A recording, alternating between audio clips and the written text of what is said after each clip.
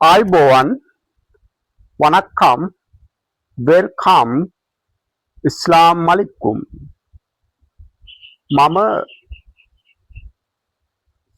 ගගත් ධම්මික ශ්‍රී ලංකා දේශපාලන සැලසුම් හා ගෝලීය සැලසුම් අධින නායකයා හැටියටත් සජිත් ප්‍රේමදාස නිර්මාණය කළ පුතා හැටියටත් ඔබ ඇමතීම සඳහා මම 2025 පළාත් පාලන මැතිවරණයේ වැඩිම ඡන්ද සංඛ්‍යාවක් ලැබුණු බල ප්‍රදේශයක් වන වැටිය ග්‍රාම සේවා වසමේ ඉඳ ඔබ ඇමතීමටයි මම මේ කටයුතු කරන්නේ. අපි අද මම කතා කරන මාතෘකාව තමයි ගෝලීය අර්බුදය හෝමෝක් සමුද්‍ර සංධිය පිළිබඳව ඔබ දැනුවත් කිරීමටයි. අප ඔබ තමුන්නාන්සලා දන්න කරුණක් තමයි අද ලෝකේ විශාල අර්බුදයක්ව පවතින මේ ගෝලීය අර්බුදයත් එක්ක හෝමෝ සමුද්‍ර සංධිය පිළිබඳ කතා පුවත. අපි අරාබි ගල්ෆ් කලාපයත් එක්ක අරාබි කලාපයත් එක්ක තමුන්නාන්සලට මේ හෝමෝ සමුද්‍ර සංධියේ ඇතිවෙච්ච මේ ගැඹුරු ප්‍රශ්නය ගෝලීය ප්‍රශ්නය පිළිබඳව අපි ඔබ තමුන්නාන්සලා දැනුවත් කිරීමට තමයි මම අද මේ වැඩසටහන යොදාගත්තේ. විශේෂයෙන් කියන්න ඕන මේ ගෝලීය ප්‍රශ්නය එහෙම නැත්නම් මෙම හෝමෝ සමුද්‍ර සංධියේ යුදමය තත්ත්වය ඇතිවීමට ප්‍රධාන වූ හේතු සාධක වශයෙන් අපි තමුන්නාන්සලට පැහැදිලි කරන්න ඕන දේ තමයි මේකට ප්‍රධානම හේතුව තමයි ඇමරිකාව තෙල් තියෙන රටවල් ආක්‍රමණය කිරීම තමයි ඉන්දියාව රාජ්‍යයේ ප්‍රධාන ඉලක්කයක් වෙලා තියෙන්නේ. ඒ අනුව මුලින්ම ඉරාකය අල්ලගත්තා සදහම් මුස්ලිම් ඝාතනය කළා. එතනින් පටන් ගත්ත මේ භීෂණකාරී යුදමයකාරී තත්ත්වයක් එක්ක ඉස්සරහට මේ ගෝලීය අර්බුදයක් වශයෙන් එන්න තෙල් තියෙන රටවල් දිහා ඇස්ස ගැසුණු ඇමරිකානුවන් ජනාධිපතිවරු ඒ ඉලක්ක කරගෙන යුදමය වශයෙන් පරාජය කිරීමට උත්සාහයක් ගැනීම තමයි මෙතන ප්‍රධාන කාරණාව හැටියට මම දකින්නේ. ඇමරිකාව තෙල් තියෙන රටවල් ආක්‍රමණය කරනවා වගේම චීනය ගත්ත විට චීනයේ ප්‍රධාන ඉලක්කයක් තමයි බැටරි මගින් වාහන නිපදවීම. ඒකට අවශ්‍ය අමුද්‍රව්‍ය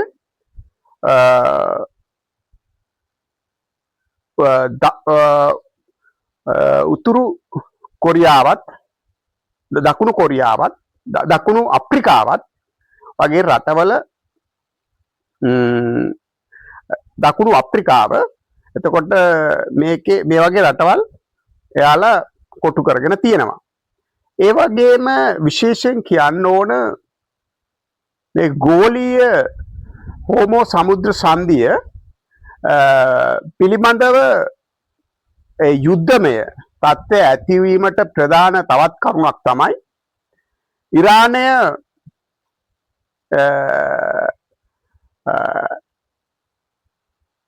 ඉරානය ඇමරිකාව කියන විදියට ඇමරිකාවට ඕන ආකාරයට නමශීලත්වයක් නොදැක්වීම තමයි මෙතන යුදමය තත්වයකට මුහුණ දීමට සිදු වුණේ කියලා මම විශ්වාස කරනවා. ඒ වගේම ඇමරිකා ජනාධිපති ට්‍රම්ප්ස් මැතිතුමාටත් තනියම මෙම යුද්ධය කරන්න ලෙහෙසි කාරණයක් නෙවෙයි. ඒ නිසා තමයි ඊශ්‍රායලයේ ජනාධිපතිතුමත් මේ සඳහා එකතු කරගත්තා. ඒ එකතු කරගෙන දෙන්න එක තමයි ඉරානයට පහර දීම් පිට පහර දෙන්න පටන් ගත්තේ. ඒ නිසා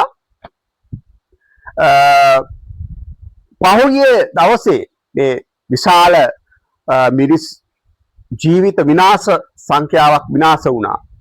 ඒ වගේම මේ තුලින් දකුණු ආසියාවට විශාල ආර්ථික බලපෑමක් ඇති වුණා.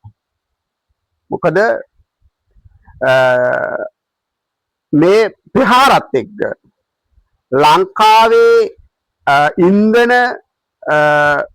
විශාල වශයෙන් ඉන්ධන හිගයකට මුහුණ දුන්නා. ඒ වගේම ආර්ථික වශයෙන් විශාල කඩා වැටීමකට භාජනය වුණා. මොකද ඇමරිකාව ප්‍රහාරයත් එක්ක හෝමෝ සමුද්‍ර සංධිය තමයි මෙරට ලංකාවට ඉන්දියාවට පාකිස්තානට මේ රටවලට තෙල් ගෙන එන්නේ. එතකොට මේ තෙල් ගේන අවස්ථාවලදී ලංකාවේ ඉන්ධන ගේන නැවක්වත් නැහැ අද වෙන විට. බඩු ගේන නැව්, ගල් අඟුරු ගේන නැව් තිබුණට ඉන්ධන ගේන නැවක් ලංකාවේ නැහැ. එතකොට ඒවා ඉන්දියාවෙන් තමයි නැවක් සල්ලි වලට ගන්නෙ. ඇත්තටම මේ යුදමය තත්ත්වයක් එක්ක ප්‍රධාන ප්‍රශ්නයක් වුණේ හැම පුජ්‍යලයටම මේ නැව් ගෙන යාමේ හැකියාව නැහැ. ඒ සඳහා කපිතාන්වරයෙක් නැව් ගෙනියන්න කපිතාන්වරයෙක් ඉන්නවා. එතකොට මේ කපිතාන්වරු මේ අර කපිතාන්වරු එහෙම නැත්නම් අර ගුවන් යානා ගෙනින ගුවන් නියමුවන් සීමිත සංඛ්‍යාවයි ලෝකේ ඉන්නේ. ඒ නිසා සුවිශේෂී පුජ්‍යලෙක් මේ ගමන් ගන්න මාර්ගයේ අවදානම් නිසා මේ සඳහා ඉදිරිපත් වෙන්නේ තෙල් නැමක් මේ හෝමෝ සමුද්‍ර සංධියේ අරගෙන යන්න.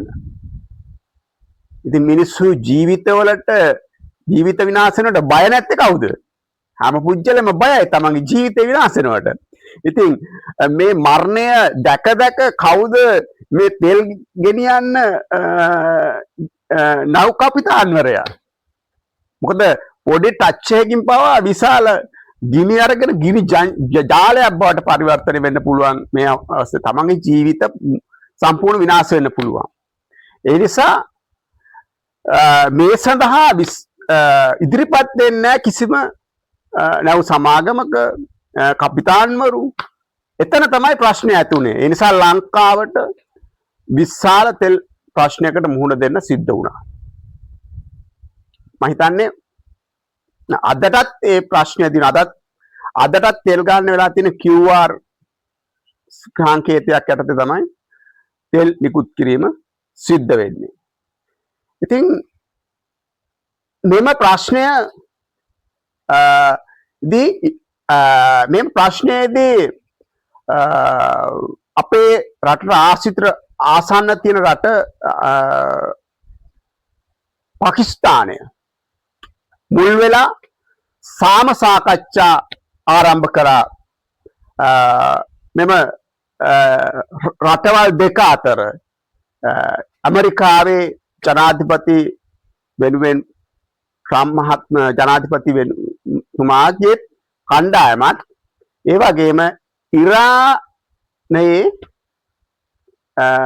නායකයාගේ කණ්ඩායමත් අතර දෙපාර්ශ්වයම ගෙනල්ලා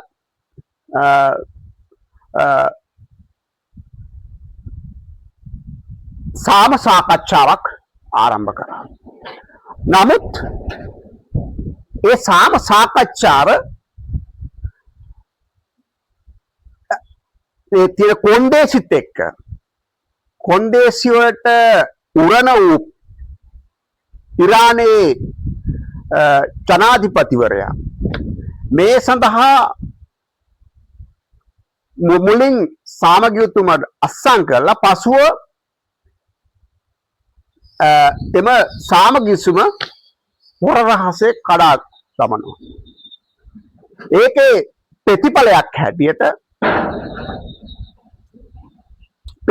හැටියට ආයි නැවතත් යුද්ධය පසුගිය දවසේ ආරම්භ වෙනවා. එතකොට මේකෙදි ප්‍රබලව බලපාන්නේ අපි කියන්නේ ඇමරිකාවට රෙදිපිලි වැඩිම වශයෙන් ගෙනියන්නේ ලංකාවෙන් තමයි. කටුනායක, බියගම, කොග්ගල වගේ වෙළඳ කලාපවලින් තියෙන ලිමියඳුන් නිෂ්පාදනයේ වැඩිම ලිමියඳුන් ගන්නේ ඇමරිකාවට.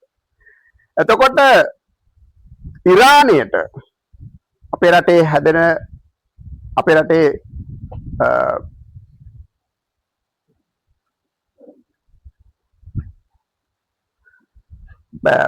අපේ රටේ වඩා කටයුතු වලදී පුවක් කරුංකා ඒ වගේම කුළුබඩු වර්ග මේ රටවලට ගෙනියනවා. එතකොට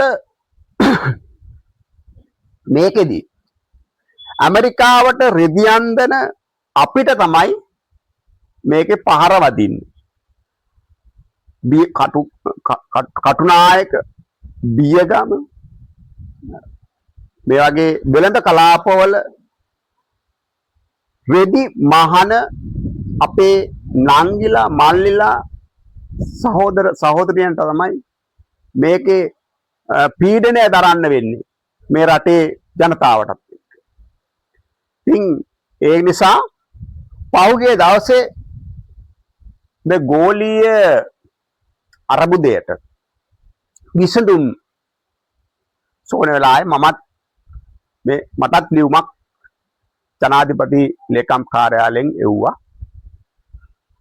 පර්ණමාන මහත්මයා ලේකම් ඒකේ ලියුමේ කොපියක් අපි පසුව අපි මේ වාර්තාවට මේ වැඩසටහනට යොමු කරන්නම්. එතුමා ලියුම යවනවා මේ සඳහා විසඳුම් ලබා දෙන්න කියලා. නමුත් විසඳුම් ලබා දෙන්න මට මම ලිපියක් යවනවා මේ විසඳුම් ලබා දීමට අවශ්‍ය කටයුතු කරන්න කියලා. නමුත් එහෙම කටයුත්තක් සිද්ධ වුණේ නැහැ. ඒ නිසා මට මේකෙදී ගෝලීය සැලසුම් අඳින නායකයාට මම එන්ට යන්න ඕනේ. මගේ ළඟට එතුමාලා ඇවිල්ලා මේ මොකද්ද මේක කරන්නේ, කොහොමද මේක කරගන්නේ කියලා ප්‍රශ්න විමසන විසක් මේ පීනන මිනිහා මේ ගඟ ළඟට ගිහින් පීනන විසක් ගඟ තමන්ගේ ළඟට එන්නේ නැහනේ. ඒ නිසා ඒ ප්‍රශ්නේදී ලංකා රජයේ මේකට වාක්‍යයන් ඕන. මොකද ඒ ප්‍රශ්න විසඳ ගන්න අපිට මේක යුදමය වශයෙන් නෙමෙයි අපිට මේක තියෙන්නේ සාකච්ඡා මාර්ගයෙන් තමයි විසඳ ගන්න තියෙන ප්‍රශ්නයක් මේක. මොකද ඇමරිකාව වගේ රටවල් ආධ්‍යාත්මික දැනුම අඩුයි. තමන් මිය යනවා කියලාවත් තමන්ට තේරුමක් දැනුමක් නැති රටවල්. ඒ නිසා එයාලා දැනුවත් කරන්න ඕන. මොකද තමා දැනුවත් කිරීම තුලින් තමයි මේ ප්‍රශ්නය විසඳ ගන්න පුළුවන් වෙන්නේ. නැත්තම් යුද්ධමය වශයෙන් නෙවෙයි. ඒ නිසා ඉතින් එහෙම අපේ රාජ්‍යතාන්ත්‍රයට අවස්ථාවක් තිබුණේ නැති නිසා මොකද යාලා හිතන්නේ නැති සමහර විට මෙම පුජ්‍යලයක් මේ වැඩේ කරන්න හැකියාවක් තියනවද කියලා තේරුමක් නැතිව ඇති. මොකද මිනිස්සු ගැන සාමාන්‍ය අඩු තක්සේරුවෙන් තමයි සාමාන්‍ය ඉහළ තැන් වලට ගියාම හිතන්නේ අඩු තක්සේරුවෙන් මේ යකාට කරන්න පුළුවන් දෙයක් තියෙද කියන එක හිතනවා ඇති. නමුත් අපි මේ භවයේදී දැනුම ලබනවා වගේම පෙර භවයේ දැනුමත් අපිට තියෙනවා. මිනිස්සුන්ට තියෙනවා. පෙර භවය කියන එකක් අපි තමුන්නාසලා දන්නවා. පෙර භවයේ දැනුම පෙර භවයේ අපි කොහෙද හිටියේ කොතනද මොකද්ද කරේ කොතනින්ද මේ නායකයා මෙතෙන්ට පහත් උනේ කියලා කවුරුවත් දන්නේ නැහනේ. ඒක දන්නේ තමන් විතරයි. මොකද පෙර භවයේ යම් යම් අවස්ථාවලදී මතකයට එනවා. එතකොට ඒ පුජ්‍යලයා දන්නෝ සමහර පුජ්‍යලයට පෙර භවය මතක් වෙනවා. එතකොට ඒ පුජ්‍යලයා කොතන ඉඳලා දාවද කියන ප්‍රශ්නේ මම කියන්නේ නැහැ මෙතෙන්දී. මගේ මොකද ඒක අනවශ්‍යයිනේ. නමුත් යම් පුජ්‍යලයක් මෙතෙන්ට එනකොට පෙර භවය යම් ඉහළ ආත්මයකදී යම් තැනක හිටියනම් ඒවා මේ පමණක් පුජ්‍යලයන්ට මතකද සිහියට නැගෙනවා. ඒ නිසා අන්න ඒක මතක තියාගත්තොත් නායකයෝ බොහොම වටිනවයි කියලා මම විශ්වාස කරනවා. ඒකත් එක්ක අද වෙන විට දැන් ආයිත් යුද්ධය ඇවිලිලා තියෙන්නේ. ඉතින් මේක මම විශ්වාස කරන හැටියට යුද්ධ කළා ජයග්‍රහණයක් ලබනවට වඩා මේක සාකච්ඡා මාර්ගයෙන් මොකද ඉරානයත් හැමතිස්සෙම ඉන්නේ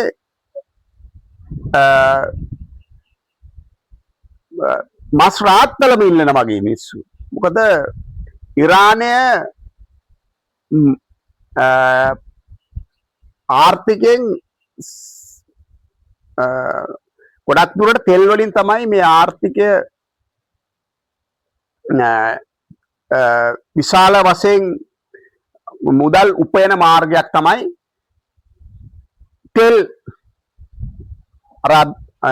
තෙල් මගින්. ඒ නිසා මේවායේ මේ රටවල් වල මුස්ලිම් ආගම අදහන රටවල් ඒ මුස්ලිම් වරුන්ට විශේෂයෙන් කාන්තාවන් 7 දෙනෙක් විවාහ කර ගැනීමේ හැකියාව තියෙනවා. එතකොට මේ අය ඊටාම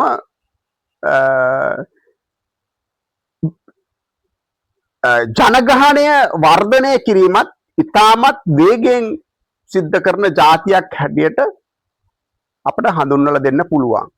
මොකද වැඩි වශයෙන්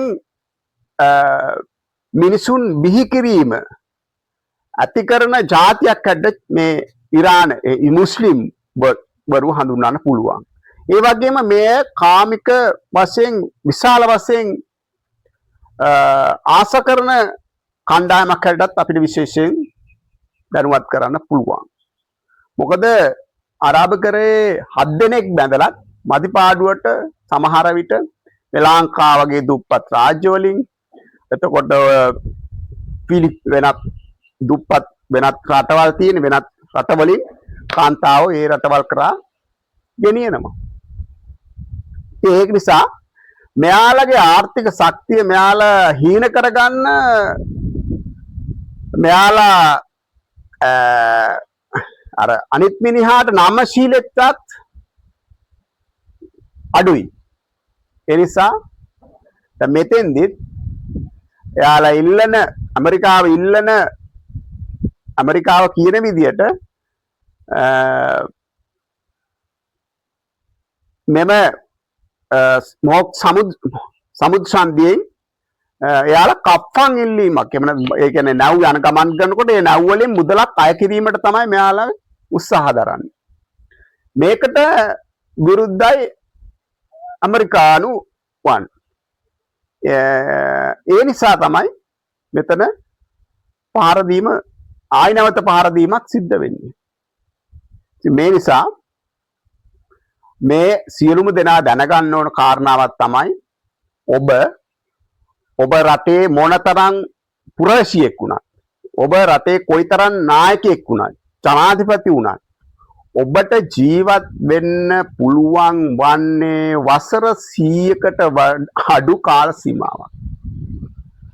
ඒ නිසා වසර 100කට අඩු කාල සීමාවක් ඇමරිකාවේ ජනාධිපති වුණත් ඉරානයේ ජනාධිපති වුණත් ඊශ්‍රායල් ජනාධිපති වුණත් වසර 100කින් මේක දාලා යන්න.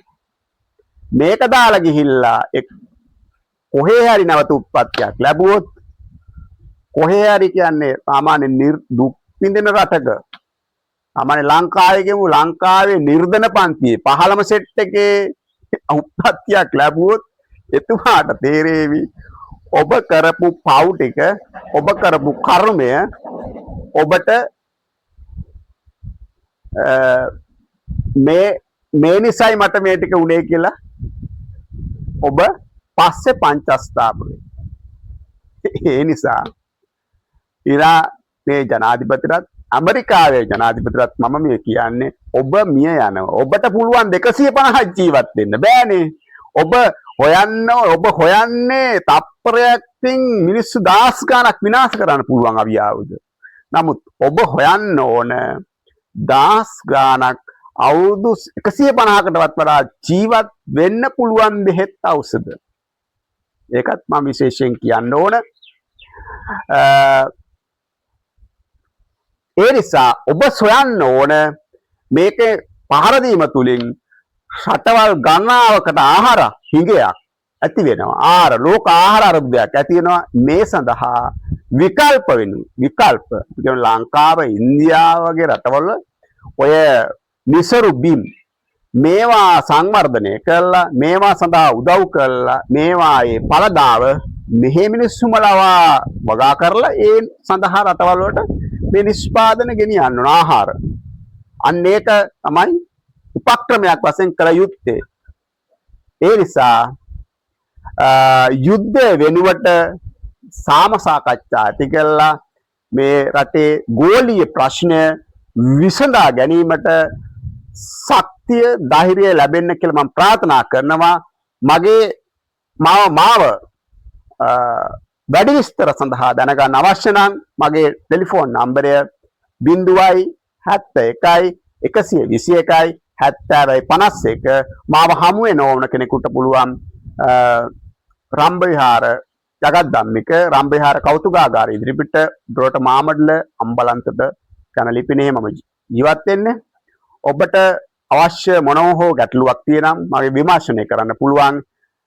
ඒතෙක් ඔබ සැමට සුබ දවසක්. බොහොමත් ස්තුතියි.